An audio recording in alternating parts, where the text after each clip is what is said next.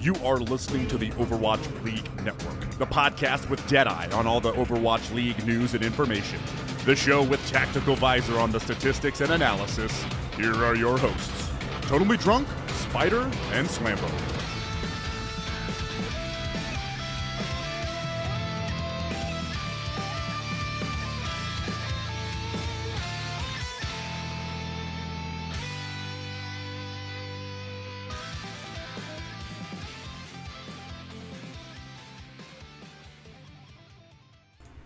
What is up, guys, and welcome back to Overwatch League Network, the podcast with Deadeye on all the latest Overwatch League news, information, and esports analysis.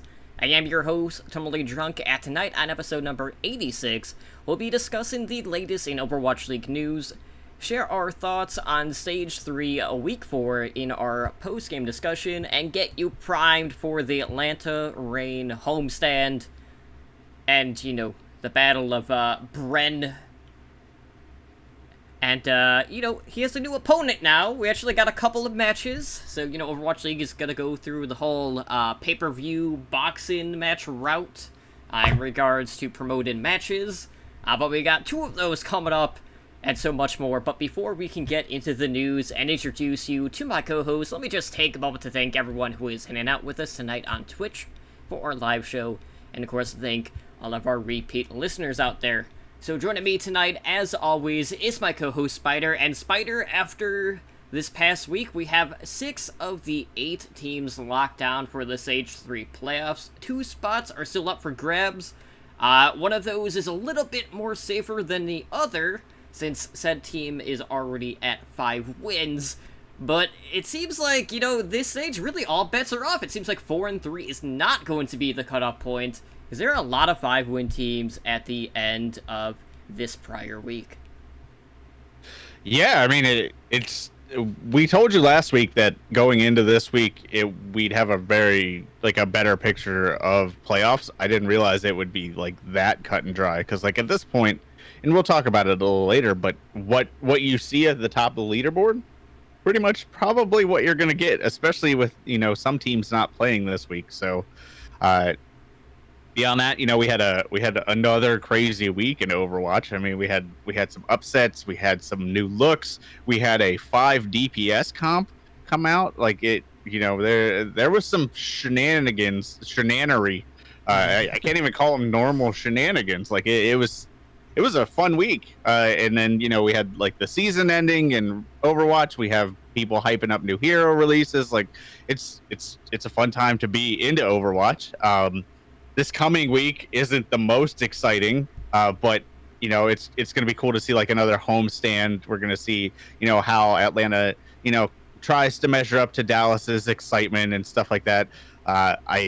Based on who's playing, I don't know if that will happen outside of maybe the you mentioned, the 1v1s, the Brito Maker and Baby Bay have some pretty S-class shit talking going on.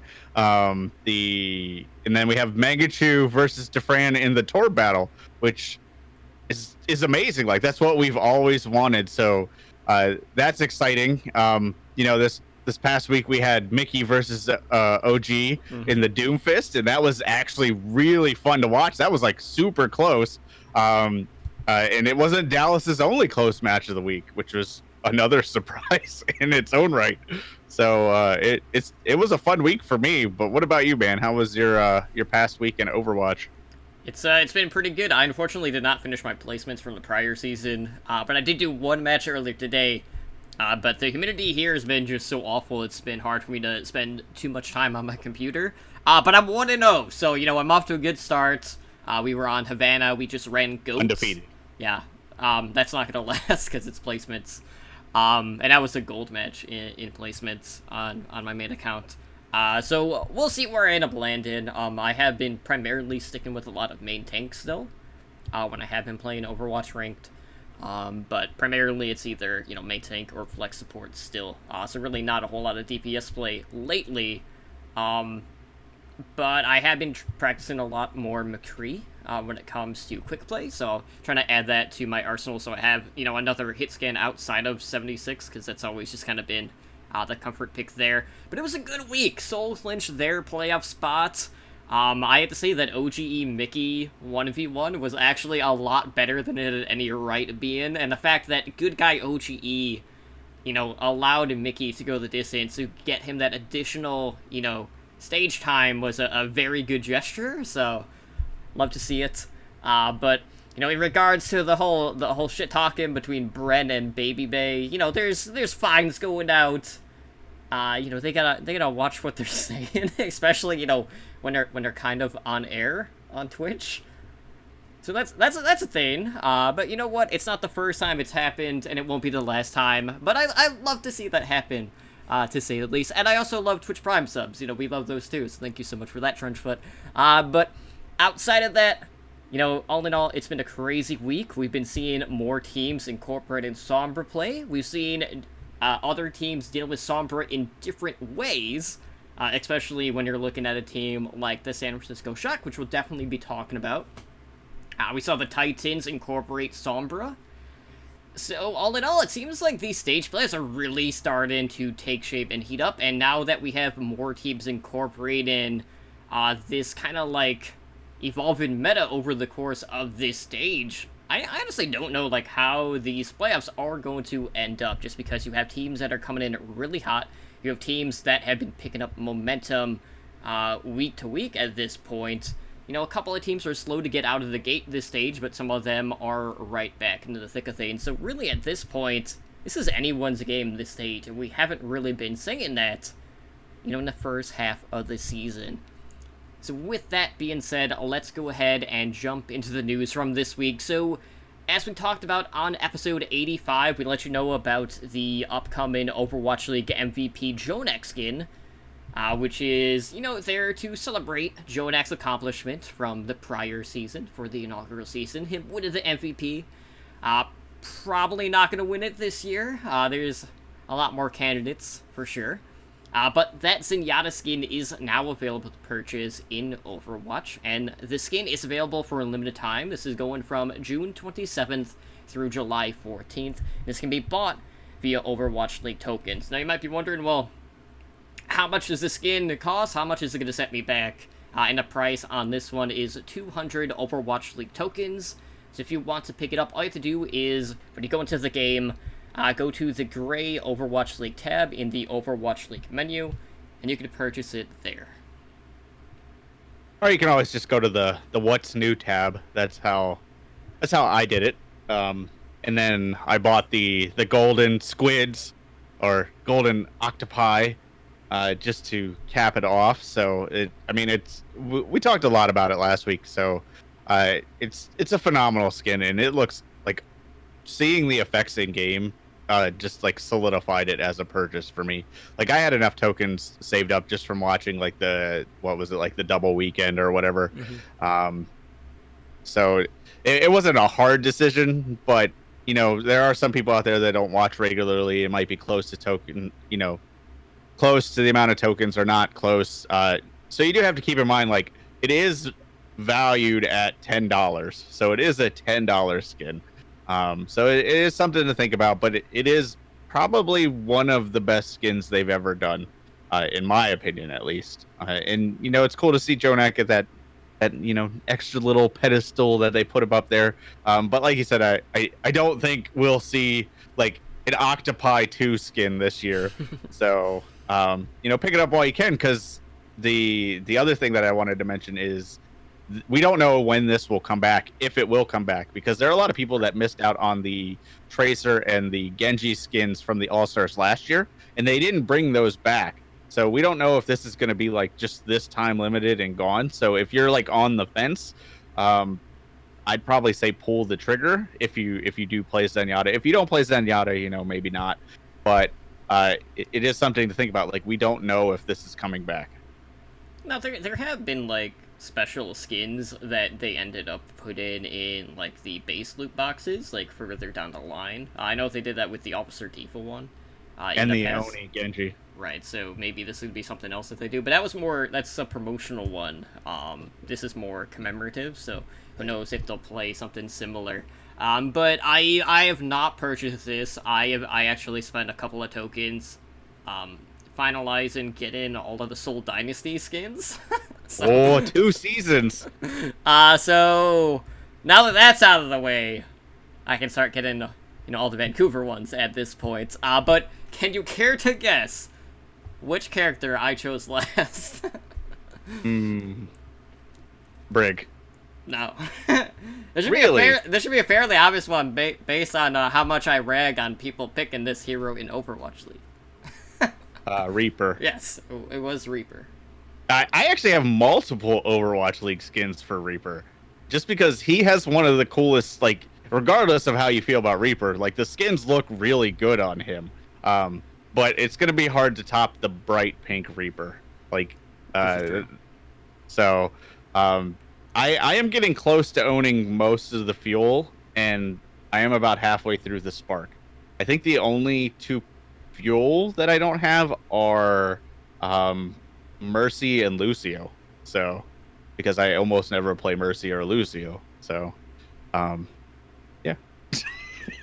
Now, I haven't, since I don't own the Jonak skin yet, have you noticed anything different about, like, the hitbox for him, specifically, like, in the head area? Because you would think, like, with it being so bright, or, just being a giant fishbowl, that would make him easier of a target.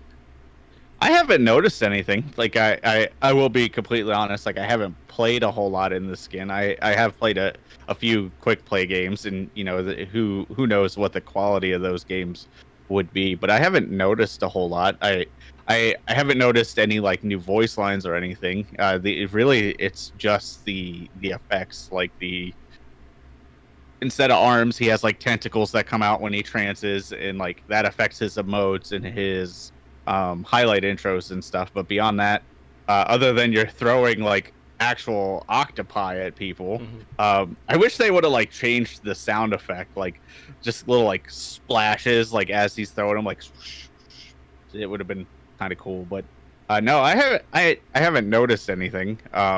You walk out in front of a Widowmaker, regardless of who you're playing, you usually die in Masters, so it doesn't really matter.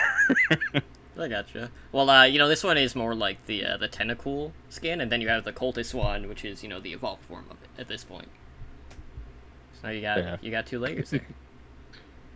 But anyway, speaking of the Overwatch League MVP, we do have details for this year's Overwatch League MVP.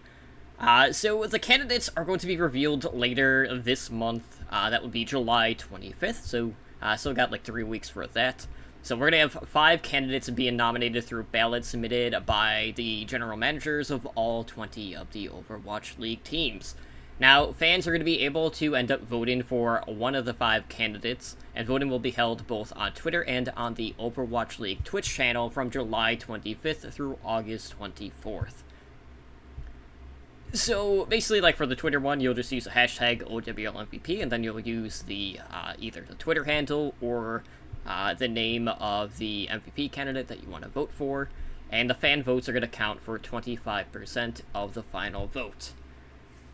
So just like last year, we'll get the announcement of the 2019 MVP presented by T-Mobile. That would be during the season playoffs, and we've already started to see the analysts and the desk basically do like MVP checkpoint segments where they have been discussing who they feel like are the top candidates for the MVP during the broadcast. And once we get it narrowed down to the final 5, which will be in early August, they'll do more of a like a deep dive profile. Now, I know this prior week, I know Edinar put me on the spot in regards to who I thought was in the top 5, so I'm just curious, who are some of the names that have been floating around you feel like are at the upper echelon in regards to MVP status so far this season? I mean, a lot of people are throwing out like Bumper, and I've kind of made my case against Bumper. Like, I don't think he is the MVP of that team. I think he is a phenomenal player. Like, don't get me wrong. Like, I don't want to take away from Bumper, but I don't think he is their MVP. Like, if I had to pick an MVP on that team, it would be probably Twilight or Seamansu. Beyond those 2, Gushue is definitely a standout for me. Like, he's kind of put the spark on his back, and him and IDK, I think you can make a case for. I don't know if you can make a case for IDK over, like Twilight, but he's a name to think about. But I definitely think you can talk about Gushue because he's been so front and center. And as soon as they settled on him, Spark immediately looked like a top tier team. So, and then of course we got to talk about Sinatra and Troy Hoban, from the Shock, and I'm trying to think if there's really anybody else. Like nobody else, like even nobody from NYXL, really stand out. So yeah, I think those would be my pick. Yeah, I think Mono would probably be the only exception. He's definitely been in discussion there. But, like, I don't think I would choose him over Gushue at this point. Right, exactly. Like, you can say, like, they are phenomenal players. Like, you could say, Jonak is still a phenomenal support. You could still say that about a lot of supports, though. Like, is he MVP? Like last year, the reason Jonak got MVP is because of the fact that he basically revolutionized how to play that position. Like, there was a syndrome named after him, and we haven't quite had that same level of standout. Like, honestly, the only players that you could really say that for is Siaminsu. I'll say it differently every time just to mess with chat. Siaminsu and Sinatra and Zarya, like between those two, you could kind of talk about how they've made Zarya like the forefront, not just the meta, but they are like the leading in that category. And when it's the most important position for at least 3/4 of the season, who knows what we're actually going to get in stage 4, but you can make a case for that. Like if you're the most important position and you're the best player at that position, then honestly you should be in the MVP conversation. But there isn't really a clear-cut Jonak of this season. Like there isn't teams like revolutionizing play style, except for maybe the Titans running 5 DPS, but that's not one player. Like they're not building that around one player. They're just saying, okay, we kind of after our lineup, so we're just gonna try this and see if it works. And oh, hey, it works because we're phenomenally talented. It's that kind of thing. So I think this year's will be much more interesting than last year, because last year I think it was pretty clear cut, like who should get MVP. Like people were talking about like Prophet and Carpe, and there was always other names, but it always came back to Jonak. Like it was always like this guy basically made flex support what it is today. Like this put the expectation of flex support. He is the single. I can tell you, he is the he single-handedly is the reason that most fantasy players drafted flex support players first, like because that is how influential he is. So yeah, this is, honestly, if I had to pick one person, it would probably be Twilight. Like I'd hate to go with like another flex support, but it'd have to be Twilight for me. Gotcha. Yeah, I know there's like a lot of names that have been thrown around. Teams like the primary standouts for a lot of people have been Sinatra, Gushue, and either Twilight or Bumper. But like, here's the thing with the Titans: like everyone on that team has been really good. I feel like you could have really any one of their players kind of fit the bill, but like it kind of deteriorates like the quality of the MVP pick in that case, just because that is just like a well-oiled machine at that point. But I'm definitely going to be pulling for Gushue to take it, just because the Spark have definitely kind of been firing on all cylinders here lately, and we've seen them being one of the only teams to really effectively run the Winston in the 3-3 composition. And it just seems like when you compare him to the rest of the Winstons in the league, it's just a night and day difference, which I'm great to see. So I'm glad that he's been able to live up to the high expectations that we've had on him. And, the Spark are really becoming the one of the elite teams in the league now that they have really sorted out their issues and have really been at the forefront of this evolving meta here lately. So with that being said, I am curious to see who's going to make the final cut, but I would not be surprised If it's going to be like Sinatra, Gooshway, I know they're going to have a Titan on there. I'll assume it's probably going to be Bumper, just due to the fact that everyone's kind of like on the main tank board. But, you know, outside of that, I don't know who some of the other picks are going to be. I mean, Mono has probably been one of the more consistent players in the league, so I would think he would be on there, but I don't know who would, like, round out the top 5 at that point. So we'll just have to wait and see. We got, 3 weeks to get this all sorted out, and then the MVP voting can begin. And, if Gooshway is going to be in there, there's a good chance that China's going to come through and push him, ahead about, of everyone else just due to the China vote at that point. But you know what? It's only 25% of the final vote for the fan vote, so we'll see how much that is going to come into play. Now, of course, there's been a lot of talk about the Overwatch League and the direction that they are taking, and again, we did have some recent reports surfacing from Yiska, who has been a writer on Upcomer. He's also one of the hosts on Tactical Crouch, and he had a recent article saying that the 2-2-2 lock is going to be coming to the Overwatch League starting in Stage 4. Now, it's worth noting, this is not the first time that we've heard this season, but in this report, he basically said that the league has notified the teams of the change back in early June, and Stage 4 is set to kick off on July 25th, with the date for the change implementation having been delayed several times. So, maybe they were looking at incorporating it, coming back from, the middle of the season. But that being said, we've kind of seen a lot of teams experimenting a lot more in Stage 3. While we are still seeing a bunch of 3-3, we are seeing a lot of, the countdown composition, aka the Somber 3-2-1. We've been seeing different variants of the 3-3, whether it's Somber Goats, the Shock Run-In, Baptiste. We've been seeing 3 DPS and 3 support in some cases. We've been seeing 5 DPS, if you're the Titans.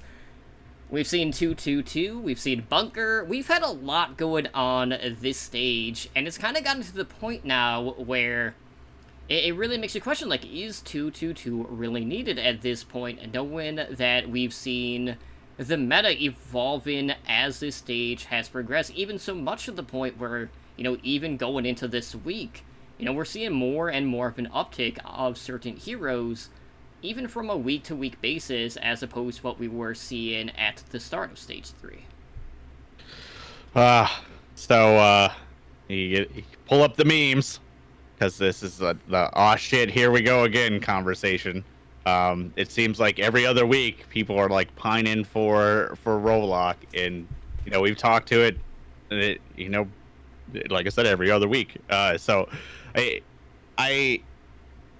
I am believing more and more that what they are saying is probably true, because we keep getting these reports. It's not just Yiska's report. We saw Fisher comment on it after his departure, which we will talk about momentarily. And we've seen other people kind of murmur about it here and there. So I've always been in the camp that Rolock is not the answer to the GOATS problem. I think balancing needs to happen, but I am firmly in the camp that Rolock is the answer to the ladder problem and the longevity of the game. So I think people who, and Ed and I have talked about this. If you want a good conversation on this, Ed and I actually 2 streams ago, 2 Thursdays ago, Ed and I talked about it quite extensively.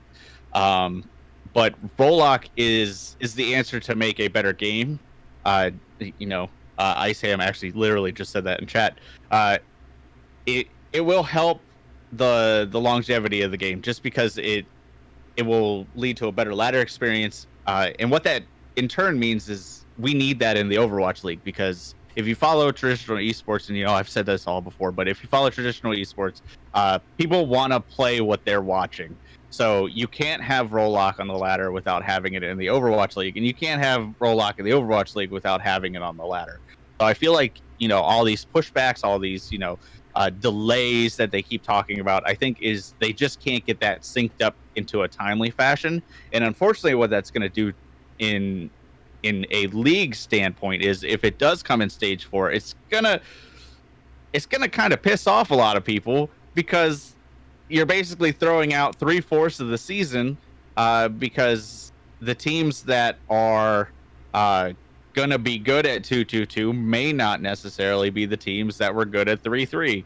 There are going to be some overlap. Like, don't get me wrong. Like, I don't think the Titans have anything to worry about. I don't their think flap spot's already secured. Right.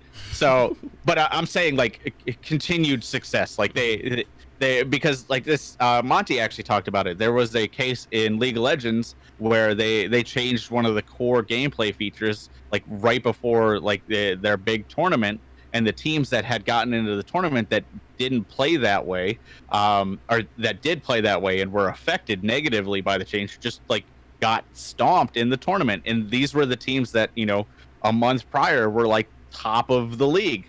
So this is going to be an interesting, you know, change for the league if it goes through. Unfortunately, it does kind of undermine the competition aspect of it. But you have to understand, like, Overwatch League as a whole is there to make money, and if they feel like this is going to help them make more money, they're going to make this change now.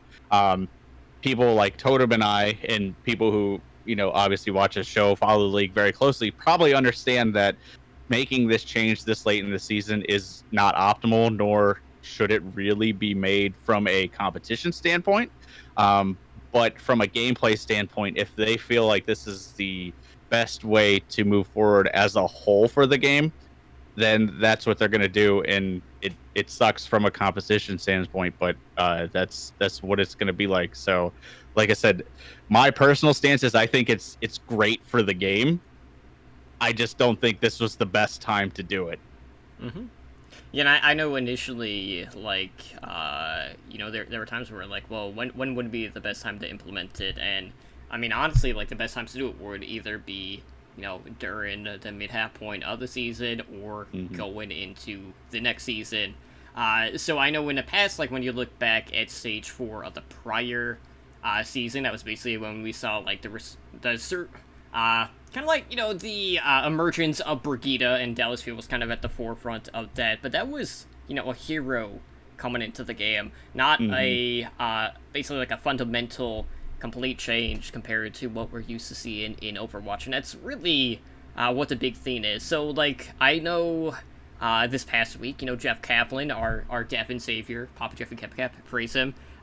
He was at the Blizzard Arena, and everyone's like, oh, are we gonna get an announcement?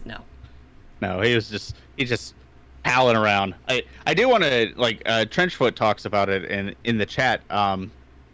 One of the things we really haven't mentioned, and other people who have talked about it have mentioned it, but Rollock is actually better for player career longevity, because, you know, you're looking at these players right now, and, you know, DPS players are forced to play Brig. Like, Brig Jail is not just a joke; it's true. Like, it's also a skin. Yeah, it's also a skin. But I mean, you have these phenomenally talented players like Taimu, who gets put on the bench. Or SBB. SBB is a perfect example. Phenomenal player in the conversation for MVP last year. Like, easily one of the best tracers in the league, and hyper flexible, like, could play anything. Still gets sat this season because guess what? Teams don't need DPS players. They need Brig players and Zarya players. So if you're a super talented DPS player under Rollock, you're always going to have a chance to fight for your spot, because, you know, DPS will always be in the game. Your particular DPS, like, you know, you take Pine for an example, like, he was a McCree main and he kind of transitioned to Widow and made his name on both of them. You know, your particular DPS may not be in the meta at the moment, but you at least have a chance to fight for your spot. You're not transitioning to a completely different role. I mean, come on, not everybody is Bumper who can play everything at a hyper high level and meme the crap out of everybody. So I think Rollock in that sense is awesome. Like, I think that will definitely help player careers. We'll see, you know, less, and, you know, less tank players, less DPS players, less flex players kind of burning out faster. Like you're not going to have to worry about that. Like, going into tryouts that if you try out as a projectile specialist, you're not going to end up on Brigida. Like, that kind of stuff won't happen anymore. So I think that, like, thanks to Trenchfoot for bringing that up, because I completely forgot about that. But I think that aspect, like the longevity of player careers and building up like the star caliber, will be much better. So what you're saying is Striker has a chance. Striker always has a chance. He is a phenomenal player. It will take like one strong breeze in a positive direction for Tracer, and Striker will be meta again.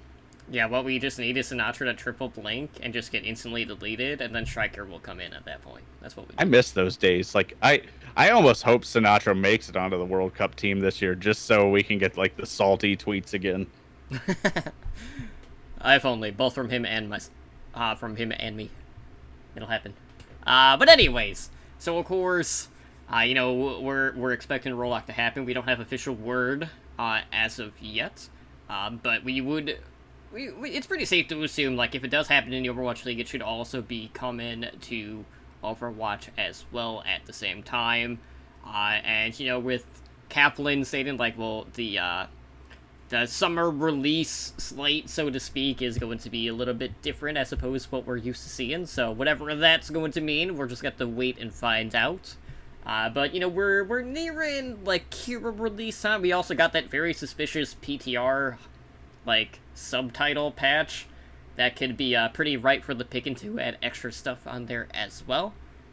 So chances are we'll be hearing stuff really soon. For sure.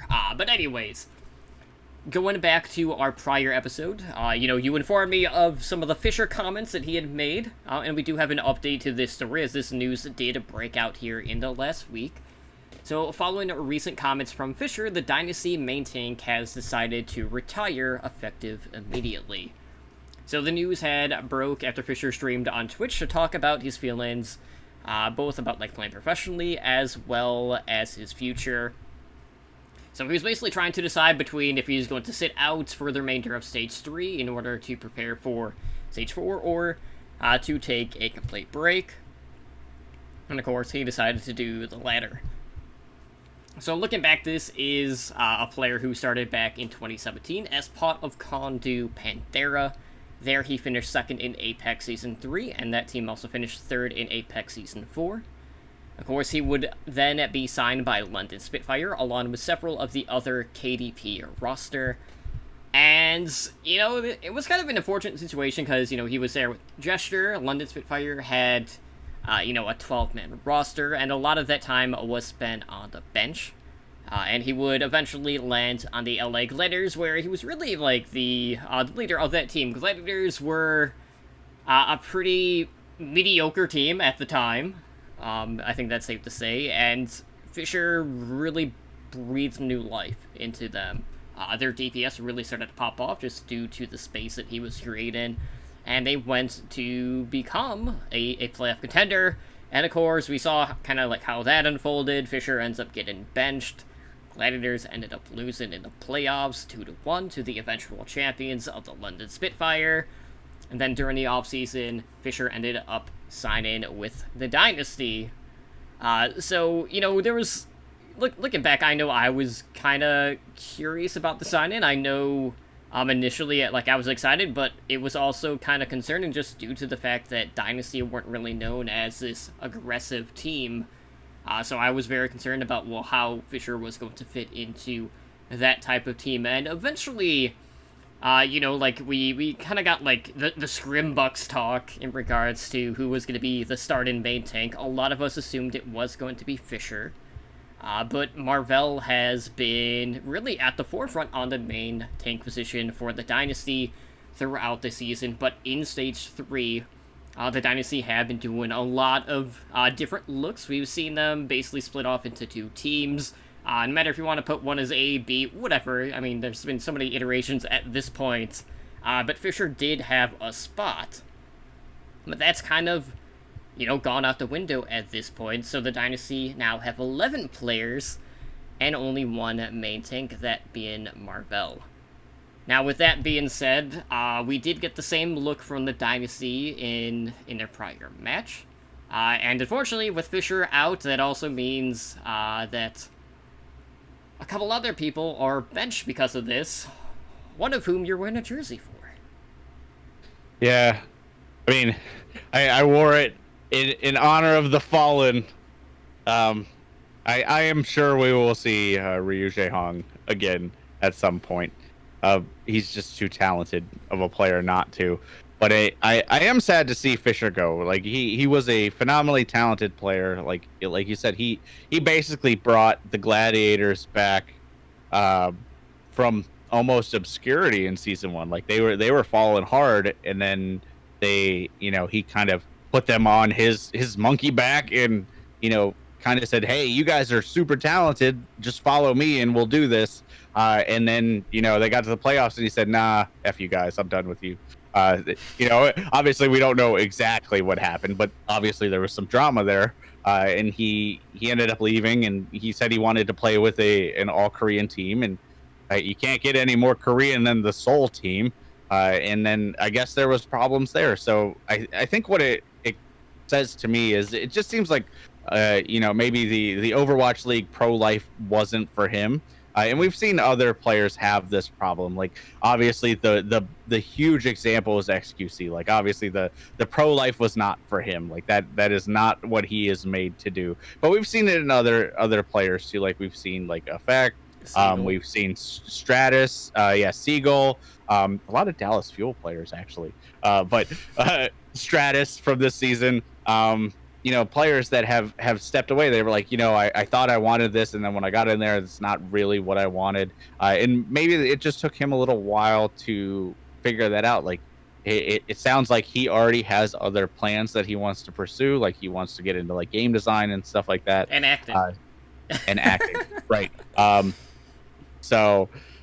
It just seems like that wasn't for him. So, and if the drive's not there, regardless of how good of a player you are, you shouldn't do something that's making you that unhappy. But I will say, at least Seoul doesn't seem to have much to worry about, because Marvel has stepped up this season, and he, honestly, he was kind of an unknown going into this season. Like, unless you followed the Korean scene, you really hadn't heard that. Like he wasn't on the level of like when Gesture came in, when some of these other tanks have come in, and now he is like he's in that conversation. Like he may not be up there with Bumper in like the MVP conversation, but he's a if not more than serviceable main tank. Like I would honestly put him in like probably the top 7 main tanks, like for consistency. It seems like Seoul's problems are elsewhere. Like they either have a DPS problem, or we get into all that when we get into the look ahead when we get to the playoffs next week. But I am sad to see Fisher go. Like he was a talented player. Absolutely.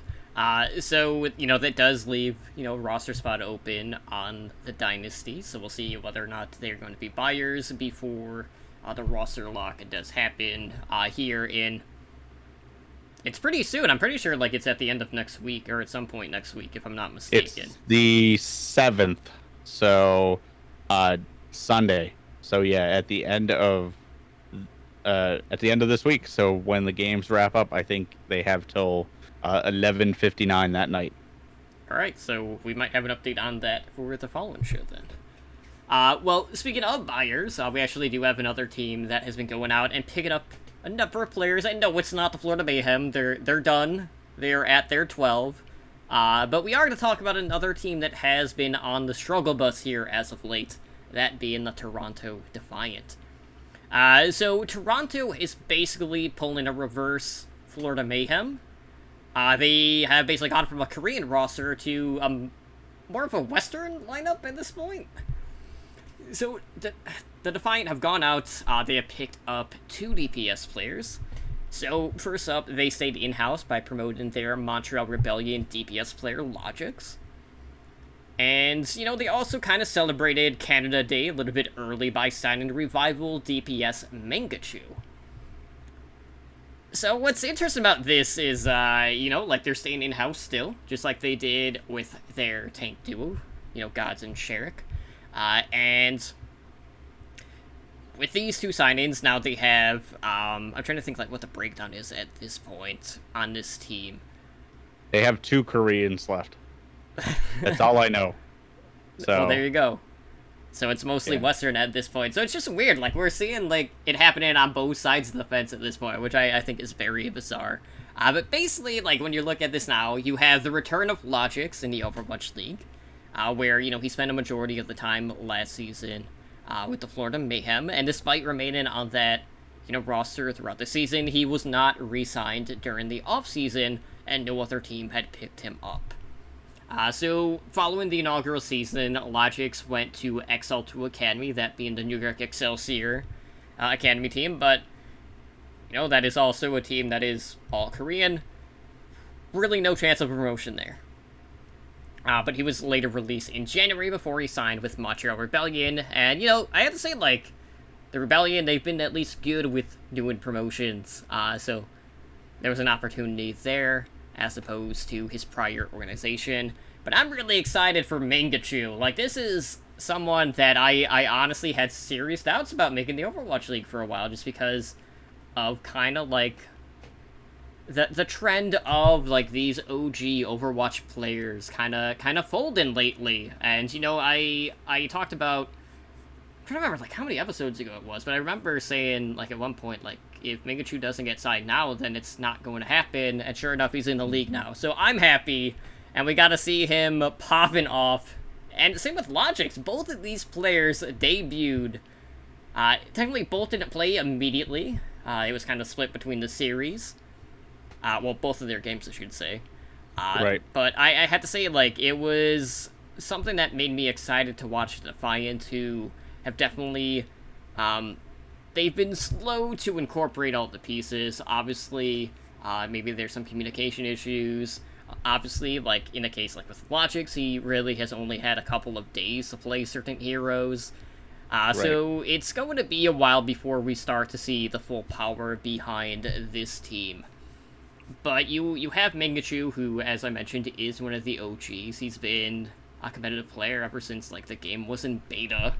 He's been on the Canada World Cup team, and he's also the first Canada native to join the Defiant, which is cool as well. And, there's also the fact that both of them did play on XL2 Academy together, so they do have a little bit of synergy there as well. Mm-hmm. So, I have to say, like, right now, if you're the Defiant, it's a case of... You're just trying to get your feet underneath you at this point. Obviously, things are looking a little rough right now, but there's still another stage to go, and, maybe they're going to be players come to play in tournament, but, they'll have a little bit of a break here in between Stage 3 and Stage 4, so hopefully that'll be enough time to help them build up that synergy, and then they can look like a completely new team going into this upcoming stage. Yeah, this definitely strikes me as, like, maybe they're building for next stage or even next season at this point. Like, I think Defiant, and, Defiant have been very open with this. Like, I think it was one of their team owners or somebody came on. Like, I don't know the inner workings of Defiant, so I apologize for whatever his official title was. But he basically made, like, a video where he was just talking to the camera saying, hey, we came into the league, we initially had an all Korean roster, like we thought this was the way we wanted to go, but as the season went on, we are transitioning to this mixed roster, and there will be growing pains there. Like, they've been very, like, upfront about it, and he basically says, like, we take this very seriously. Like, at the end of the day, our goal is to win. We want to create a thriving team, and I think going the mixed roster is probably the right way to go for the Defiant. Obviously, there's that whole argument, but I can't even contain how excited I am that Mangachu got signed. Like, when he got signed, like, our Discord exploded. Like, just like our staff chat, like our regular like owl discussion and stuff, we were like, oh my god, it's finally happening, like this is amazing. Because like you said, Mangachu was one of those players that we're all like, why isn't he in the Overwatch League? Like you can make the argument that maybe he's not the best DPS player in the world, like maybe he has problems, and he does, but he has always been consistently good enough to be in the Overwatch League. There were way more players in the Overwatch League, probably specifically season 1, maybe a few in season 2, which maybe I'll tweet about later, that you could argue probably don't belong there when Mangashu does. And that always confused me. So the fact that he finally got signed was super exciting, and the fact that he was signed last week, played last week, was awesome. And then next week he's going to go into a tour battle. Just makes it even better. And I haven't even talked about Logix. Like Logix, I feel like never really got to showcase his full potential on the Mayhem. Like he was always one of the standout players to me when he played on like Movie Star Riders and Misfits. He was phenomenally talented. Like he was an amazing tracer. Like he would land pulse bomb after pulse bomb. And as you saw last week, he is a ridiculously good Widowmaker. So he can pull off stuff, and I feel like just Florida never gave him the opportunity to shine. And I feel like had he had a little bit more opportunity, he probably never would have left the league, because I feel like he is definitely that caliber of a player. So him and Mangachu together are an immediate upgrade, to at least to me, for the Defiant. The only problem is they're basically starting from a new team at this point. Like they're a team from scratch, whereas these other teams have had 3 stages to play together, or if you're like the Houston Outlaws, you've had freaking 2 years to play together. So when they played against the Outlaws, they still put up a fight. Like they still made it interesting. And like for the first half of the map or match, Logix was like carrying them, and then like Mangachu would carry them. It was just kind of like they just couldn't get in sync. And as soon as they fix that problem, like once they start like rotating on all cylinders, the Defiant, I think, could, I don't think they'll be like a playoff team this year. Like I said, they have a lot of catching up to do with this roster, but I think they could be a dangerous team. So I'm definitely looking at them with this roster, maybe a few more changes here and there, specifically like behind the scenes, like a coaching staff and stuff like that. Probably need some Western talent in there. They could be a decent season 3 team, but I am overly excited for Mangachu. Okay, so basically this puts them pretty much in the same boat as the Mayhem at this point, since they went through their whole restructure. So between those 2 teams, who's going to come out ahead quicker? That's a tough one. I mean, I guess technically you have to say that the Mayhem right now, because they've already won one with the new roster. But Toronto looked pretty good against Houston. Like, I'm not gonna lie, they didn't make it easy for Houston to win that one. So I don't know. Like I guess short term I'm gonna go Mayhem, but long term I'm gonna go Toronto. As long as we get to see plenty of Mangachu on Pharah, I will be a happy camper. But it was good to see Logix back on screen playing Widow. And, it is worth noting, like, when he was on the Mayhem, the reason why we didn't get to see that is because of Saya player. So, like, right. That opportunity was basically taken from him at that point. So he was primarily just playing Tracer for the Mayhem during the inaugural season. But he definitely had some pop-off moments. Both of them really had some highlight plays, which I'm sure were plastered all over Reddit. So go check that out. But it's... At least the Defiant now have more things to look forward to, and you did miss out the key detail of that Torb 1v1, and that's the fact that it is hammers only. So there is also that. How else are you gonna do a Torb 1v1? Like I shouldn't have to say that. Like if you're gonna do Torb 1v1, you're not gonna be throwing turrets across the map. Like you're gonna run up to him with a hammer. I mean, what other way can you style on someone with Tor? You mean like how Surefour did it? Mm-hmm. So the disrespect from the gladiators. I cannot believe that Surefour did that. So it was a good moment though. Go back and watch the Gladiators game. Absolutely. So we do have a little bit of merchandise news. And we do have some new merch on the Overwatch League store, and the newest offerings are part of the new Hometown collection. So basically, each team out there has 2 unique designs to choose from, all of which are new shirts. And Fanatics does have one design basically for each team. It is available to buy also as an art print, which you can either buy as framed or not in a frame. Obviously, the prices vary. But the shirts run at $29.99. And then you can get the prints unframed for $9.99, or you can get the framed versions for $49.99. And I have to say, looking at these, there are definitely, a lot that are just kind of, okay. I do like the fact that Florida Mayhem kept the Vice coloring for one of their shirts. And this one was more of, a neon light type t-shirt where it has a pink flamingo. It also has the Mayhem logo, and it says Bring the Mayhem on it. You also have the San Francisco Shock, who have a throwback to Full House as one of their t-shirts, which I thought was a nice touch. But $30 for a t-shirt, man, that's honestly a lot. Yeah. That was gonna be my main point. Is I love some of these designs, like Big Peach, y'all, and even the flying unicorn for Dallas that I didn't quite understand, but I thought it was a cool design. What was the other one? I really like the Titan shirt. I like the Force of Nature shirt. But I can't justify $30 for a t-shirt.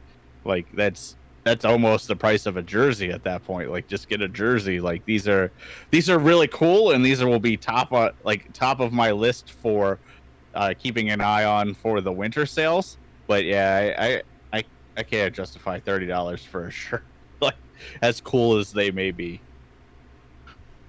Now, $10 for an art print is a little bit better. Yeah. I could definitely see myself picking up the Titans one. I wasn't a huge fan of the Dynasty one. It was basically just a golden symbol basically for the Dynasty. So I was a little bummed on that one in particular. But the Titans Force of Nature one with the creature and the woods background was pretty cool, to say the least. But it's also Fnatic, so I'm sure the internet is going to gripe about it.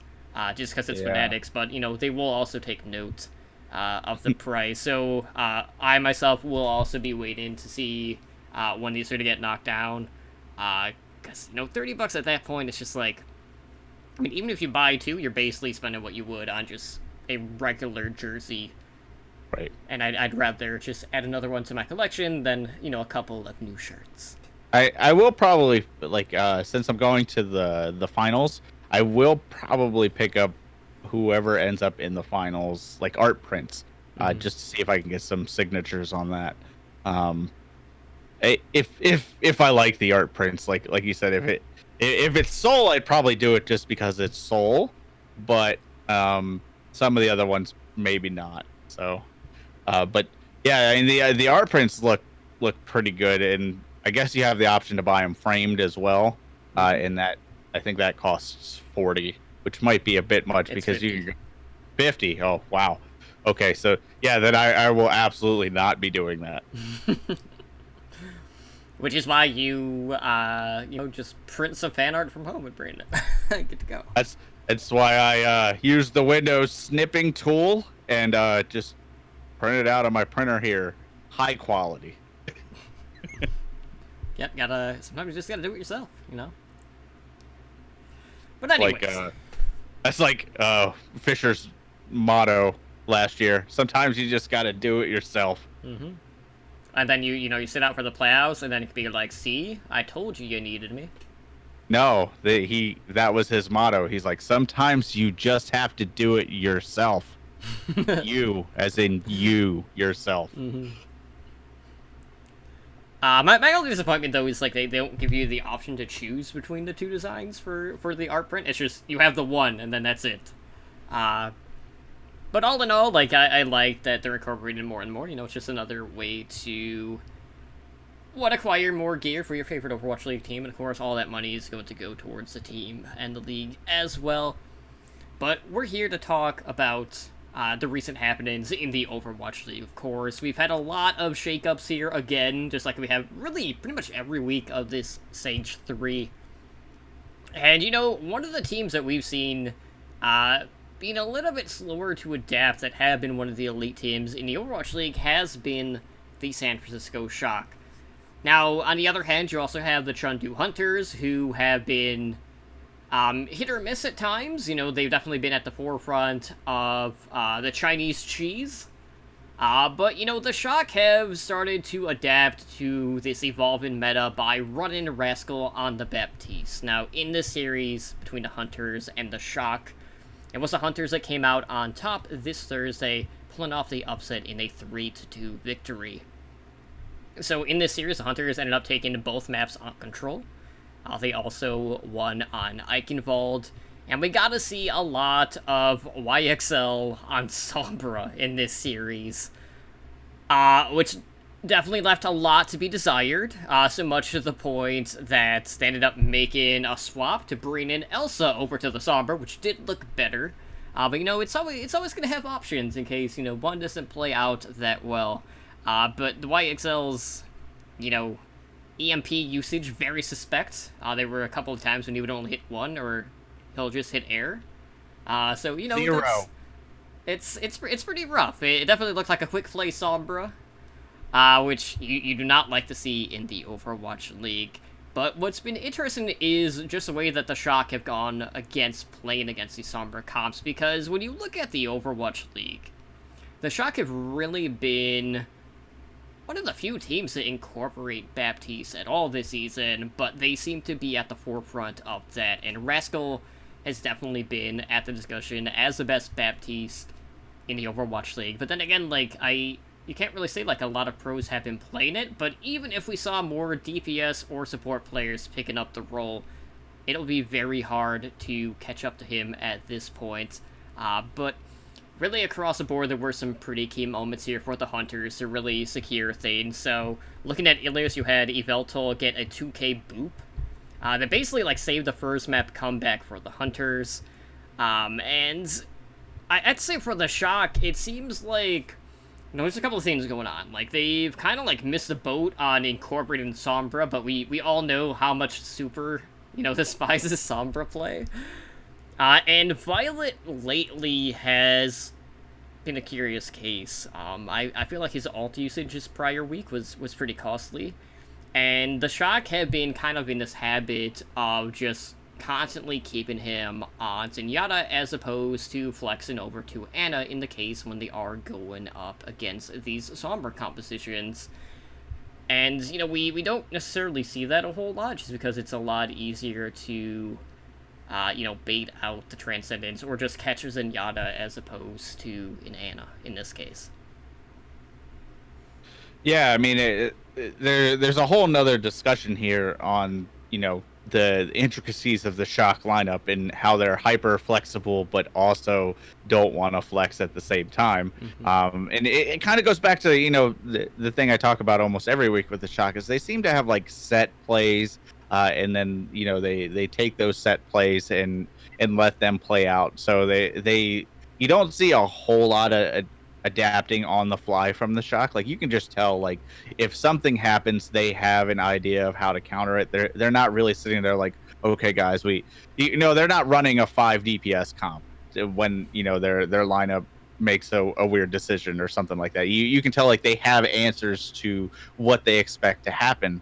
Unfortunately, what that means is these teams are taking these crutches known as Sombra and just slamming them against, like, the back of Super's head while he cries in the corner. Like, it's hard for a 3-3 team to play against Sombra. Now, we have seen them slowly transitioning to accepting their fate. Like, this past week, we, you know, even against Chengdu, they started running more like 3-2-1. They did start to accept their imminent downfall, that they can't play 3-3 all the time anymore. But like this game was phenomenal for all the right reasons. It was basically like Chengdu throwing everything at the Shock and the Shock not having an answer. And then like the Shock's like, all right, well, whatever, we're gonna play Sombra Goats and we're gonna do this. And then Chengdu's like, cool, we're gonna play 3-3. Watch me body you. And like Ameng this was like the second time we've seen like Ameng on Rhine just body one of the top tier tanks. Like just to give you an idea, like I was looking at the numbers and like damage wise they were pretty close, but Ameng clocked almost 40 eliminations more than Super. Specifically on Eichenwald, he clocked 33 more eliminations than Super did. So like Ameng just came out and be like, oh cool, you want to play DPS? Well, we're gonna beat you at 3-3. And then Shock had like the shocked Pikachu face. They were like, wait, what? I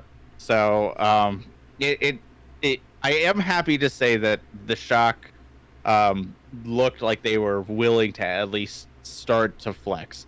Like I think that's what they need because they have the capability to do it. Like I don't understand why they were so set in 3-3 other than they did so well. But you can't continue to do that as the meta is shifting around you. Like you have to kind of be flexible. And I think that's the one thing that we're seeing this stage that the Titans have that the Shock doesn't, because obviously that's the big conversation is who's number one, who's top of the power rankings. Like Shock have lost a couple matches, Titans have lost a match. The 3-3 juggernauts are falling and the 3-3's over and all that, doomsday YouTube video crap. But at the end of the day, like the Titans look like a much more well-rounded team than the Shock. And the Shock are just slower to adapt, which is really funny because usually it's the other way around. Usually it's the Korean teams that are slower to adapt, and the Western teams are willing to try more wacky shit because they can't beat the Korean teams at whatever's popular. It was interesting. I will say Chengdu played out of their minds. Like I don't want to take too much away from the Shock because the Shock by all means didn't play horribly. Like they had ups and downs like throughout the match, but Chengdu played out of their minds this whole match. Like they won through inches, whereas the Shock just had a couple of problems here and there, and they at least show that they're willing to fix it. So I don't think Shock fans have too much to be worried about with this loss, and I think Chengdu fans should be excited that Chengdu is looking better and better. And if we do get a roll lock, Chengdu is going to be scary, man. You got the ball, you got two highly capable DPS. It's just a question of that off tank position at this point. Like who we saw Elsa play Sombra. It also looked like the way better Sombra. I'll just throw that out there. Like you touched on it earlier. Yang Xiaolong looked like me on Sombra at times. So this was a phenomenal game. Like if you haven't watched this, go watch it. I would highly advise you, like if you have a little extra time, go watch Ameng's perspective on Eichenwald, because some of the flick shatters and stuff that he does is ridiculous. So he's bodied Bumper. He's bodied Super. He's in the MVP conversation. Like I did mention him earlier on purpose because I was saving it for this because I wanted evidence to back it up, to not just throw his name out as like the popular person. But he is definitely in the MVP conversation. No one is safe. And that's the thing too, because with the Hunters, everyone just thinks of them, oh, like this is a DPS team. Like they're gonna run a lot of solo tank, triple DPS looks, and then, that's all they're going to do. No, they're going to run 3-3 at you, and then they're just going to completely dumpster you when you just don't expect it. And that's one of the funnest things about the Hunters. You just don't know when you're going to flip that switch and, switch to a different gear at that point. And when it does happen, as you said, you have that shocked Pikachu face. Works like a charm almost every time.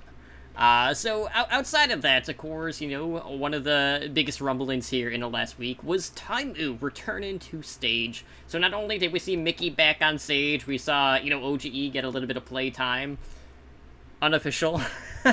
After, he took a little bit of a mental break, and gave Trill, some stage time as well. But Taimu, after venting on Twitter, which he eventually did delete, by the way, he got to make his return on stage for the first time this season when the Dallas Fuel went up against the New York Excelsior, which ended up being a pretty close series. A lot closer than any one of us would have anticipated. And there was a lot going on in this series. So Taimu was basically going toe-to-toe with SBB on Sombra throughout the series. I'm going to say toe-to-toe, but that's kind of like weird terminology. It wasn't really like a one-on-one, because it's kind of one-sided for Taimu in that regard. But we saw some other things, too. We saw the Fuel opting to run a lot of Pharah, which basically forced NYXL to bring Libero over to playing D.Va to try to deal with that in the sky. But what seemed to happen a lot throughout the series was when you look at the Sombra battle between Taimu and SBB, there were a lot of times when either Taimu was either picking SBB off before the fight took place, or he would catch him in the EMP. And I'll have to go back and kind of watch this to see, like, how the Fuel were kind of going about playing against the Sombra. I don't know if it was a case of the Fuel kind of, like, camping the translocator location for, say, BLB, or if it was just good scouting and part of the team just across the board. But Taimu definitely made an impact in this series, and we got to see a couple of different looks from him as well. But I know, like, you've been kind of, looking at the stats between these two, to kind of, like, pinpoint, basically, how one-sided this Sombra battle was between these two. I mean, it was really hard to tell just because I don't have, like, the full analytics behind the scenes, like hacks, EMPs, stuff like that. But in terms of, like, damage and elimination and, like, versus deaths, that kind of level, Taimu, like, destroyed SBB on all three of the maps. Like, honestly, the third map was much closer, but he was still ahead of him in damage. So it was a good look from Taimu. Like, you mentioned he deleted the tweet. It's because he had to, because he was fined $3,000 for it. Confirmed by multiple sources. And not fined by Overwatch League, actually fined by the Dallas organization, which I don't know if is the best look for the Dallas org. Like, you should let your players vent within reason. And he wasn't, like, I don't think he was super disrespectful. I think that's just okay, man, you need to cool it on Twitter conversation. Like, that kind of, I don't know if he needed to be fined, but whatever, man. He made his case this week. He probably said, all right, if you want to find me, at least give me a chance to play a map. And, he went out there and played, and Dallas looked like a different team. Like, there's no way anybody watching that game, I can tell you there's no way anybody watching that game expected Dallas to do half that well or even come close to winning, because on the Pick'em's website, when I went to pick Dallas over New York, because like I said, I always pick Dallas, regardless of who they're facing, they had a 0% pick rate. So, boy, I could have picked up a point there, man. But I think that should have been like 0.1. Yeah, and obviously it rounds up to whole percent, so I'm sure a couple people maybe picked them because they're crazy like me. But when I picked them, it didn't even move. So that should tell you how many people thought Dallas would do at least somewhat well. But then, the standout for me was definitely Taimu on the Widow. It was the return of Old Moo. And, he was playing up front in the choke. Like, he was honestly hyper aggressive on Paris, and it was phenomenal to watch, because you could just tell, like, New York didn't quite know what to do about it. Like, he was standing so far forward that by the time New York got onto the point, they were definitely flustered, and they just didn't know how to handle it. And we haven't seen a whole lot of Widowmaker until stage 3, but we haven't seen that aggressive of a Widowmaker since season 1. Yeah. Like, Heinz not playing, that's why. Right.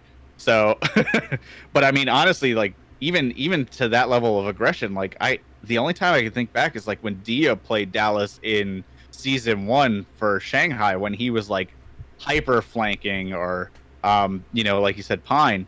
But it was awesome to see Taimu go in, and then they narrowly lose map 3, and then they go back to their standard roster, minus OG, and map 4 is still fairly close. Like Dallas, I'm not gonna like kind of shit the bed on point 3. They had an easy win. All they had to do was land an EMP, but then they must have took a cue from Chengdu and whiffed it. So they lost that, and then they just couldn't recover. But Taimu only played the first 3 maps, so I'm not going to pin that on him. But I think this does make a case for him being in the lineup, because he looked better on Sombra than AKM has all season. Like, just his game sense, his tracking, obviously, phenomenal tracking. But it was fun to watch as a Dallas fan. I was disappointed that they got reverse swept, because that's basically being a Dallas fan. Like, you get your hopes up and then you get them taken away. But I will say I have been the last one to hop on this bandwagon. But I think Zachary needs to be looked at for the team. I don't think he's the team's only problem. I think the team has multiple problems before they can be considered a contending team. But I think Zachary needs to be looked at, because even when he finally got to play DPS heroes, he didn't look that great on them. Like, he had a couple of moments on Junkrat. None of them were tires. He landed 0 tires. I think he demeched Libero once. I think what was the result of his tires. Which, a tire's not the easiest thing to land in the Overwatch League, but you should be able to get 1 out of like 6. And his Pharah just wasn't that great. Like, he was laying down suppressing fire, and then it left it to Taimu to clean up, Thrill to clean up. Like, it wasn't what you needed the Pharah to be in that composition. Like, Dallas's life would have been much easier had he been landing more directs. So I think people have made the case that Zach has been in Brig Jail, and that's not his hero, and so he's kind of making the best of the worst situation, as multiple DPS have been. But when he finally got to play DPS, he still had a lot of problems. So I think in terms of Dallas, I think they need to start looking for another DPS, just to kind of put pressure on Zach, because he's really their only projectile specialist. Like, they have AKM, they have Taimu. They have like hit scan super covered at this point. And Zach plays hit scan too here and there, but he was their projectile player. So I think he needs to be looked at. But as a whole, like, this gives me hope for Dallas. Like, going into 2-2-2, maybe they'll do a little bit better. But at the end of the day, watching Taimu and Harry Hook on stage, I got like a little nostalgic. I was like, oh, I miss Envious. But can't we just go back to winning? Like, come on, man, just for a little bit. But if I saw this on Reddit, so I'm not gonna to claim this, but if it took Taimu taking a shit to save the team in season 1, and it takes Taimu coming in season 2, then that's like a perfect circle. Are you trying to tell me that you don't want to see AKM going back to Genji to play projectile? No. Please, God, no. No! Yeah. We don't need to embrace that meme again with the AKM blades. That was definitely a rough go of things. But you know what? Dallas, they looked better. I was happy to see Taimu popping off. Because, if he went out there and floundered, that would have been the end of it, at that point. Like, you would probably not see him again. So he would go the way of Coco and Chips. At least this way he's, like, fighting to stay relevant. Absolutely. So, moving on, we also had a very anticipated match between two of the teams that have been picking up a lot of momentum here as of late, and that was between the Hangzhou Spark and the Los Angeles Valiant. And, for the Valiant, what's been so crazy about this team is, after having one of the 0-7 stages, they're actually in a spot where they're in the top 12 in the Overwatch League standings. They are indeed. They are in playoff contention. It's absolutely surreal to see a team basically claw their way out of the hole that they kind of dug themselves in. But, this is all about timing. Both of these teams have been picking up a lot of momentum. I feel like if you're the Spark have definitely felt like more of an elite team. But, when you're hearing from a lot of the players, a lot of them are saying that the Valiant have been the best team here as of late, at least in scrim talk, so to speak. So, looking at this, this was a pretty important game to watch in regards to showcasing that you can beat Sombra comps with non-Sombra goats. I mean, we've seen the Spark basically, winning 60+% of their team fights, even going up against the Sombra, compositions, which, they're pretty much at the forefront of that, and we've seen a lot of other primary 3-3 teams really struggling at dealing with Sombra, so much to the point where they have to counter with another Sombra. They can't just stick to what their primary focus has been when going up against her in particular. But I will say, Gushue, his Winston play has remained, one of the filthiest things in the league. I'm really curious to look back in the viewer to see just how quickly he was able to build those Primal Rages on Oasis, because it was definitely under a minute. I want to see how quick it was. But what was great about this series is you had both of these teams who were basically alternating between rolling the other. And there were a couple of pretty sloppy mistakes. I will say Dorado was definitely the closest map in this series, but if you're the Valiant, a lot of the mistakes that they were making are fixable. They had, Fact Fiction had a fat finger, so that happens. There's a couple of C9s, a couple of alts getting thrown out in some pretty lopsided fights. So a lot of those, just mental errors, things that the coaching staff is going to be able to come in and fix. But this match was definitely one that was living up to the expectations, just knowing that both of these teams are playing a hot hand. Yeah, this is like a way closer of a match than a lot of people gave it credit for. I mean, going into it, a lot of people were kind of high on the Spark, and they knew the Valiant were rising up, but this was like the big question mark for the Valiant is, can they contend with what they consider like a top 5 team? Which the Spark absolutely is at this point. And they did. They went hand in hand. And I mean, if you look at the battle up front, Gushue, 0 wasted alts, Fact Fiction, 1 wasted alt. He really taught that console who was boss.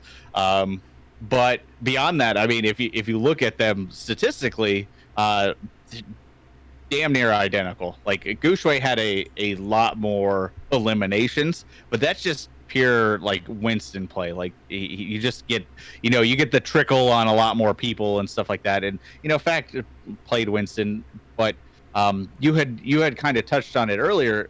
The Sparks seem to be one of the best teams at dealing with Sombra in almost a traditional goats.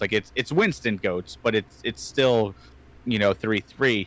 And I think that is 100% off of not only their scouting capability, but Gushue's Winston ability.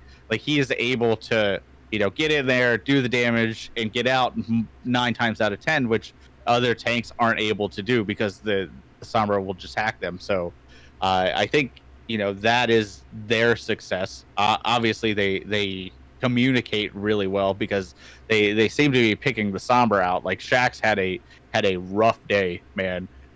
He was on and then he was off, but probably I'd say 50% of the time his life was very difficult. He had to work very hard for his hacks and his EMP charge and stuff like that.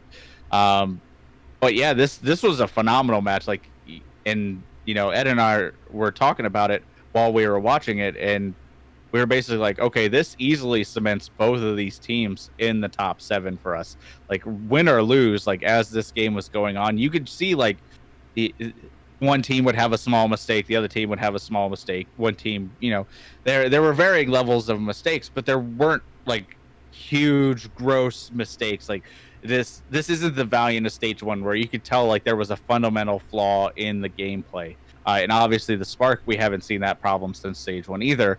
And they've just looked better and better. So these two teams going at it with each other actually reminded me of like a playoff game. Like they were that close, closely matched, and they would counter each other and come back, with a different strategy to kind of push the other one back a little bit, and then the other team would answer. And that's what you want to see from top teams. And you don't see that from like the middle of the pack down, because it's either this team's having a good day or this team's having a bad day, or this team's just utter crap to begin with.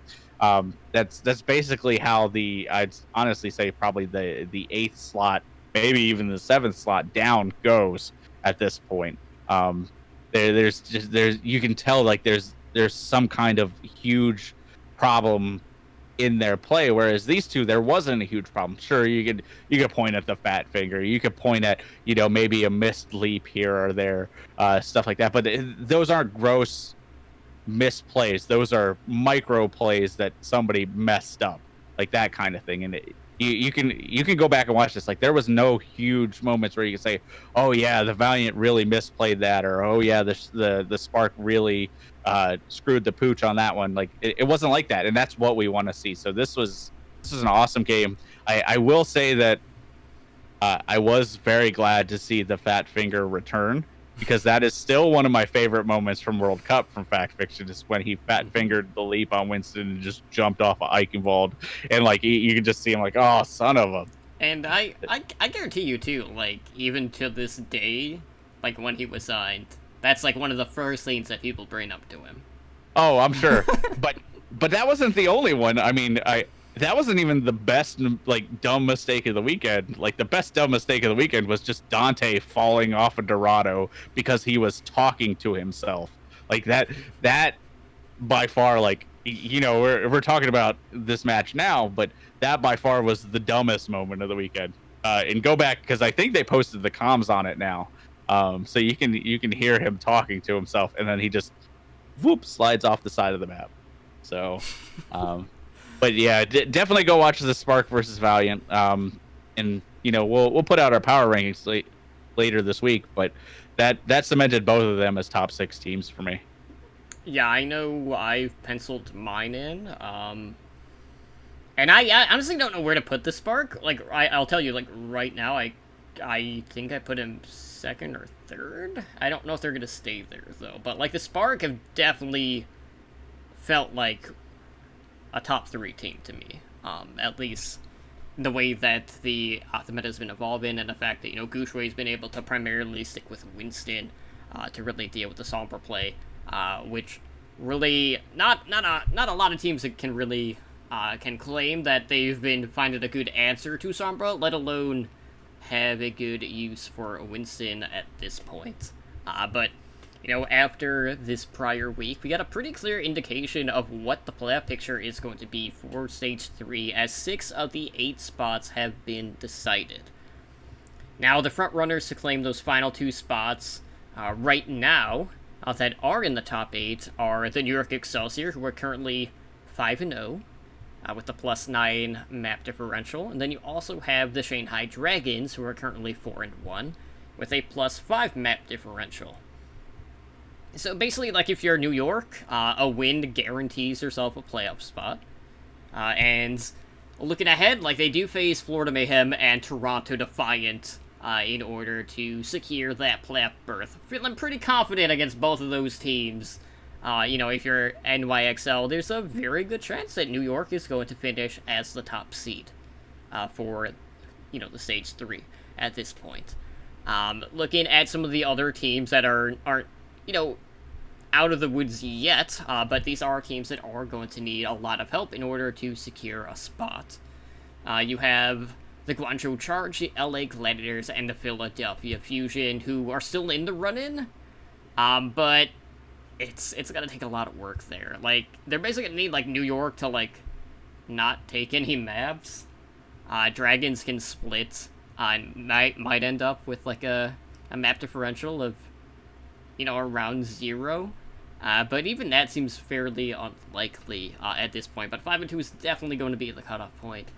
Just kind of seeing how the teams are laying out here. So, who is in at this point? So, looking at the clinch teams, we have the Vancouver Titans. We got the Hangzhou Spark. San Francisco Shock. Seoul Dynasty. The Los Angeles Valiant. And the Houston Outlaws. And I have to say, Spider, looking back, we've had like varying degrees of teams. We've thought like the prior stage was going to be a lot closer than some of the others. This one seems kind of be like the wild card sort of stage class. So you have the Valiant, you have the Outlaws, who for really like the first half of the season weren't in the discussion. Especially after, both of them went 0-7 right. at varying times. So it's just like, what is going on? It just seems to be like everything is falling into place. And they definitely made the most of the situation, knowing that this meta has been playing more into their hands, so to speak. Well, if you go off of Rockus' comments, it's 100% because they played this that the meta is shifting. And I don't know how much I believe that. Like, basically, Rockus went on Watchpoint and said, like, when they beat the Titans, that's when they caused the meta to shift. I think it was already moving that way. I think maybe that helped them. But, if Rockus wants to think that and that gets them wins, then, hey, more power to you, buddy. But go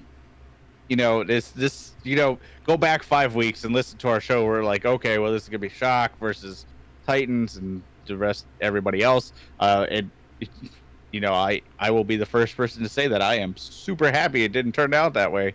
Like, this is what we want. Like, we want like lower teams rising up. We want middle of the pack teams bottoming out. I just wish that wasn't the fuel at this point.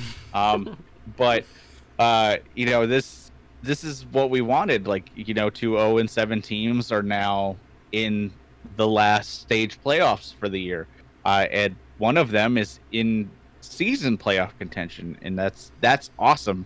It is very strange to me that some teams could really make it into the playoffs if other teams like really, really crap out. But like I said at the top of the show, like when you look at this list, I don't really see a world where the Excelsior and the Dragons don't get in, especially based on the schedule, which we're going to talk about here in a second. So it's just, it is what it is. Like I said it at the top of the show, so I don't want to repeat it too much, but I knew we'd have a better idea of playoffs. I didn't realize like they would just basically be cemented at this point. So at least that's cool. I honestly don't expect the Gladiators to make it in. I don't expect, the Fusion to make it in, and I sure as heck do not expect the Charge to make it in. Like there is like one world where the Charge make it in, and that is where all these teams get sick and have to forfeit their games. Oh, I thought you were gonna go with like Bizarro World, which is where we would end up getting like a Valiant Outlaws Stage 3 finals. I will say the Valiant have won a stage final before, so they are capable of winning playoff games, unlike the other LA team.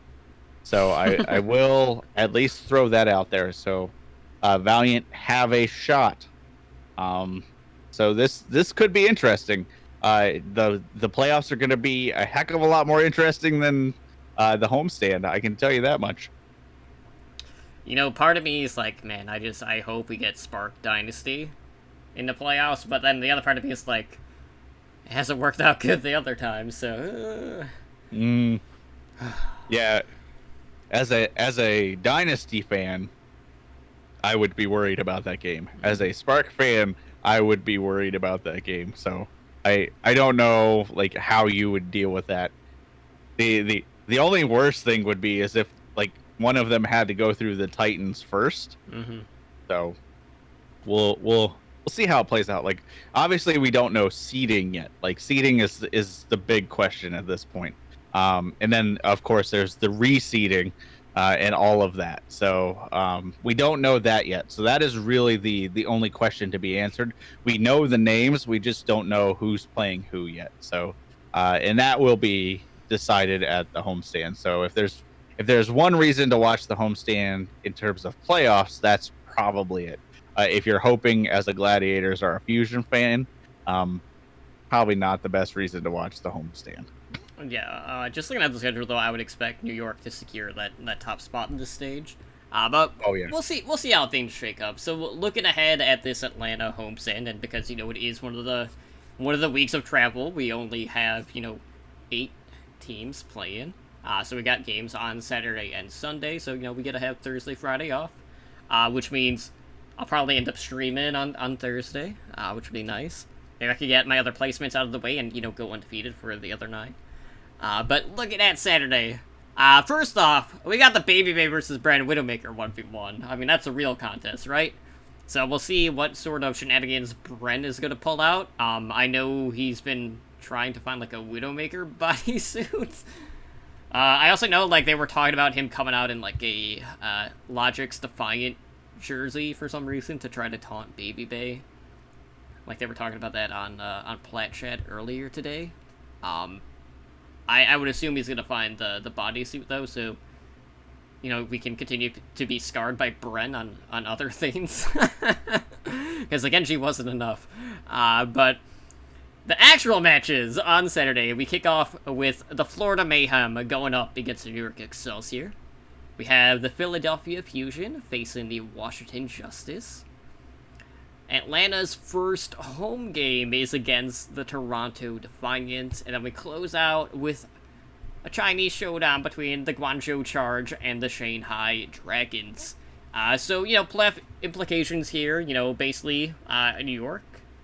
Really, like, even if they pick up a couple of maps off of Mayhem, that basically secures their playoff spot. So, I mean, it's basically, just with a couple of maps, they should be good to go, a win or lose, and we'll see where the seeding falls from there. But if they go 2-0, they're definitely going to get the top spot, because there's no other undefeated teams at this current stage.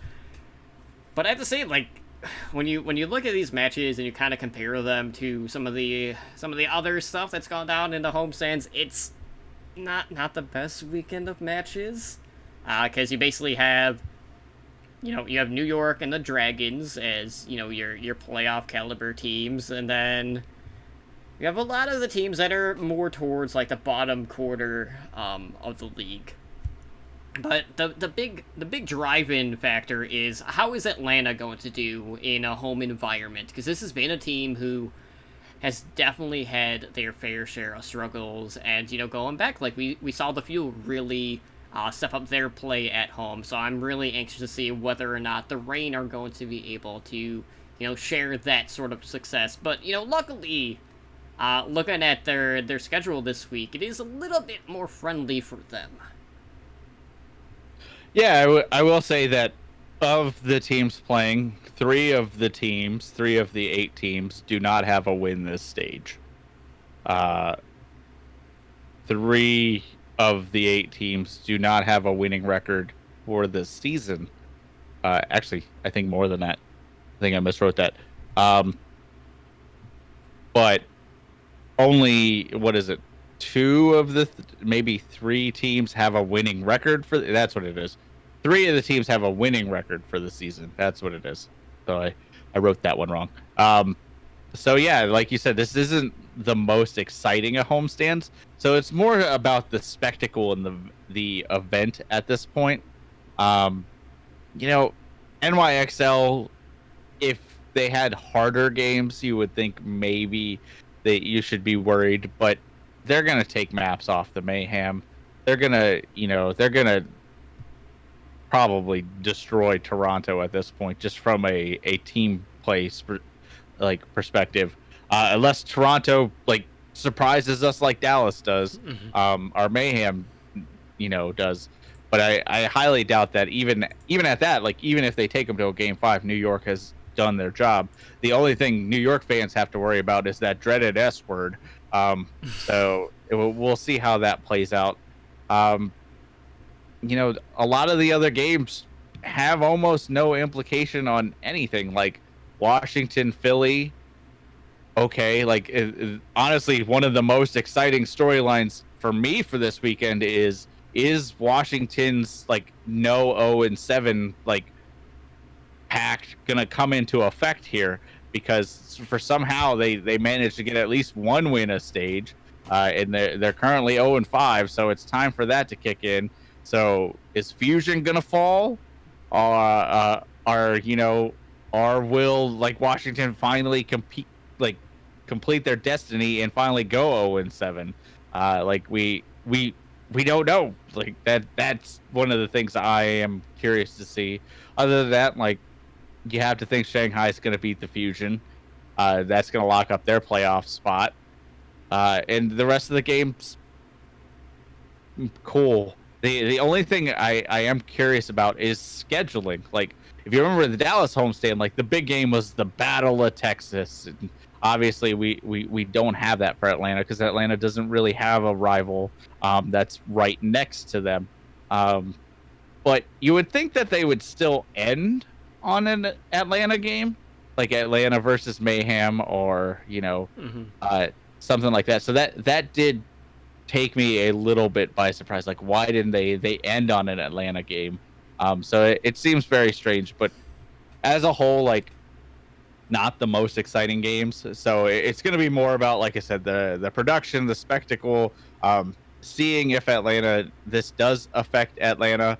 I will say that it is a bright spot for one of these 0-5 teams, because it will be impossible for Atlanta or the Defiant to remain winless for this stage, because they play each other. So at least we will not have 3 0-7 teams in a stage. Like that is impossible at this point, unless they play forever and then just give up.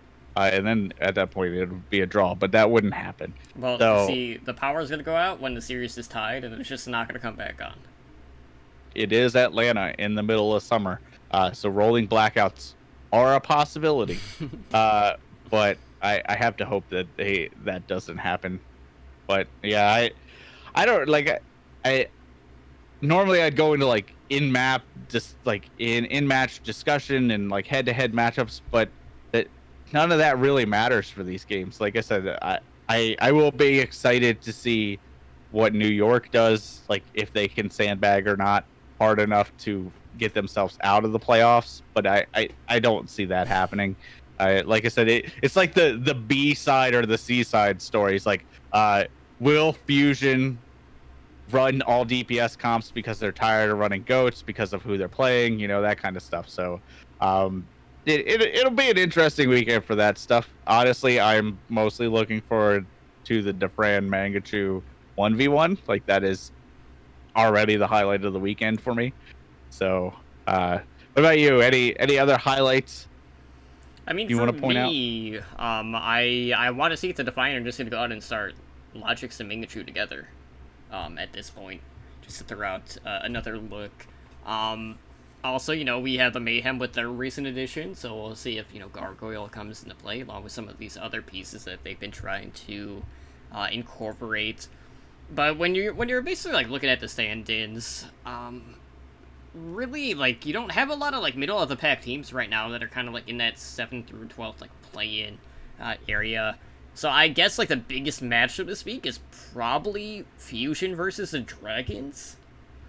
In regards to, like, implications, because, you have the Fusion who have a very outside shot at, like, making the playoffs, but, there is a world where, I could see Fusion beating the Dragons, but, the Dragons have kind of, I'm not gonna say, like, they're the hottest team so far this stage, but they were kind of at the forefront of the Somber play a lot earlier on, as opposed to some of the other teams in the league. But they've also been incorporating more diva play, but the Fusion have been just trying to run more DPS comps, and they've been doing fairly good at that, as opposed to EQO just being stuck in jail and Carpe basically nearing the bottom in regards to the Zarya stats throughout this season so far. But the main event definitely this weekend is going to be the Tor battle. between Mangachu and Defran. I cannot wait to see what that's going to do. I am anxious to also see what the viewership is going to be. Just because, with the homestands, you do have, like, the earlier start times. It's also only on Saturday and Sunday. And we'll see if, like, the viewership is going to kind of shift in regards to the 1v1 gimmick as well. Mm-hmm. So that's always a curious thing to keep an eye on, just because we've honestly been seeing the Stage 3 viewership declining, even despite the fact that we have been seeing the meta evolve over time.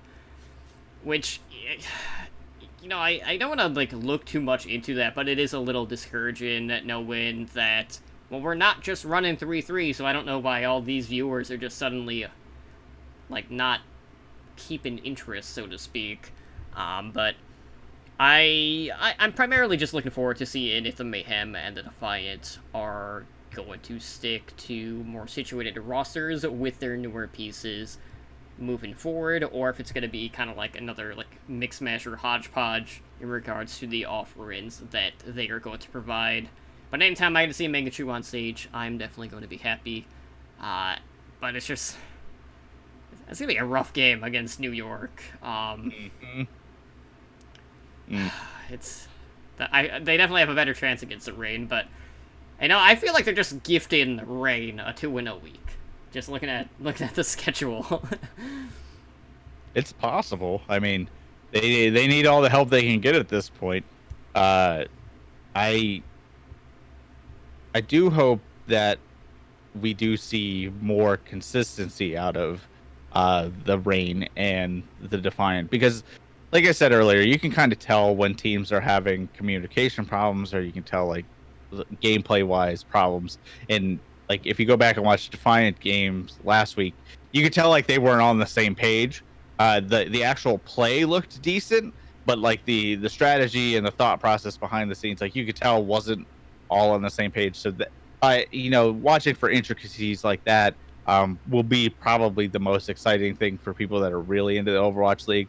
Like you said, the casual fans and stuff like that, it will be, like, the interesting point, like, if they stick around, because, like you said, the numbers are going down. And I think that might just be summer. Like, actually, honestly, over the last weekend, I think it was Sunday, it still got up to, like, 115, 120,000 at one point. So it could just be summer, people are out and about. So I'm with you. I'm not going to read too much into that yet. Because in terms of, like, actual watched hours, at least as of the last report, like, that isn't really going down. It's just, like, the peak viewership. So people are still watching it for, a decent amount of time. So as a whole, maybe not the most exciting homestand to go into, but there are going to be some things you can look for and make your own fun out of it. I would also figure, since it is going to be Atlanta, I would expect more of a cosplay turnout in Atlanta. I know they have a more prominent cosplay community. And we did actually get to see a little bit of that this last week with the Dynasty during their walkout, which was pretty cool to see. I know that cosplay duo also did some of the New York Excelsior stuff during... I'm trying to remember when they did that. There was some point at last season when they did... Diva Tracer for NYXL as well. But of course, they're going to have a ton of watch parties and stuff going on in Atlanta. And I know a lot of our podcast peers are going to be hanging out there for, Battle and Brew, and also, going to the games as well. So I hope all of them have a good time at the homestead. Hopefully, that live experience is going to live up to their expectations as, a homestead series. But with that being said, guys, we're going to go ahead and close out the show for tonight. So if you guys want to help us out, one of the best things to do is to go leave us a review over on iTunes. We're always looking for ways to improve the show to make for a better listening experience for you. If you'd like to find additional Overwatch-related content, be sure to check out Overwatch Recall. There you can find a listing of Overwatch, Overwatch League, Path to Pro, Fantasy Overwatch League podcasts over on our website at owlnshow.com/OWRecall. And then, of course, every Sunday night, I release a weekly recall, which is the podcast listen of all the prior week's episodes, all in one convenient place. So to find the latest, follow us on Twitter at OW Recall. Now, you might be wondering, well, how can I support, this podcast network? Well, you have a couple of options. You could throw your Twitch Prime subs, which cost you absolutely nothing, like Trenchfoot did earlier today. You could also support us via Patreon, where we have tiers starting at just $1 a month. So for more information, check out our Patreon at patreon.com/OWL-network.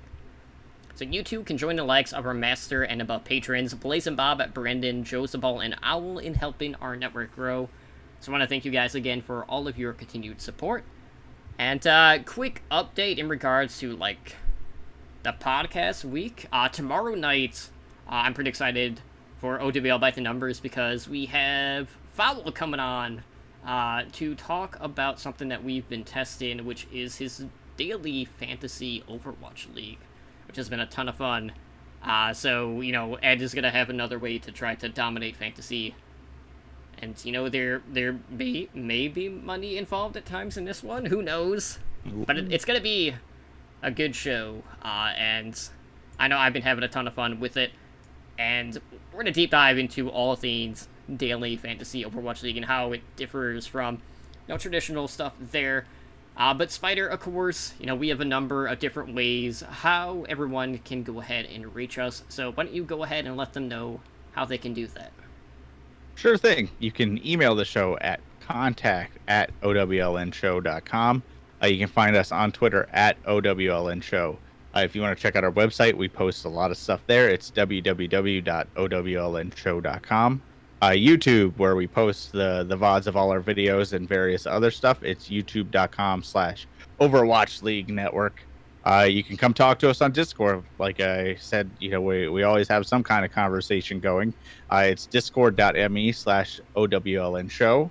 If you're listening to the audio version, you can check us out on Twitch. It's twitch.tv/OWLNshow. Like Toto mentioned, we are a Twitch affiliate. So you can support us with Twitch Prime or just a standard subscription. And you get a fancy, dancy little emoticon. We have multiple shows during the week. So the one you're currently listening to is the Overwatch League focus show, Overwatch League Network. It airs Mondays at 7 p.m. Pacific time.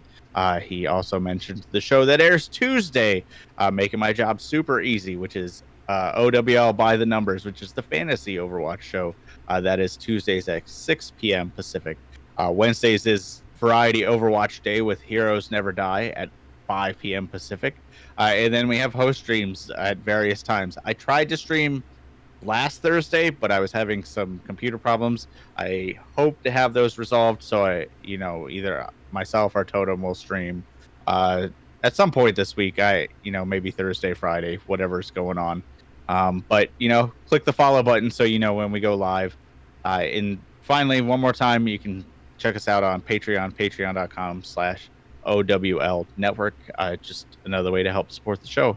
You can find myself on Twitter at SpiderGD, tweeting about all nonsensical weeb things or Overwatch things. So, check me out. What about you, Totem? Well, you can find me over on Twitter as well at TotallyDrunkCTR. But with that being said, guys, that's going to do it for us here tonight on Overwatch League Network. Again, this has been episode number 86. I have been your host, Totally Drunk, joined, as always, by my co-host, Spider, and we hope to see you guys back tomorrow night for our interview with Fowl for OWL by the Numbers. Take care, and have a good night.